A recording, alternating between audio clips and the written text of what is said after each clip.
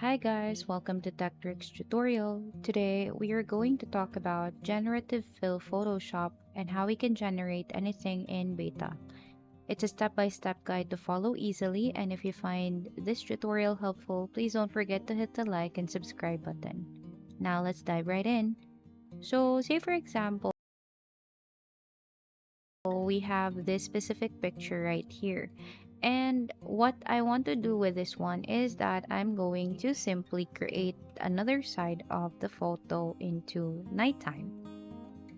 So what I did is I just used this tool where I covered up the spaces that I want to make a nighttime. Click on generate fill here and then input nighttime in this section and hit on generate afterwards.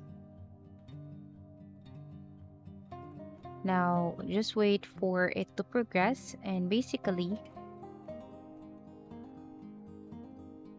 it will show you the results in after it has progressed.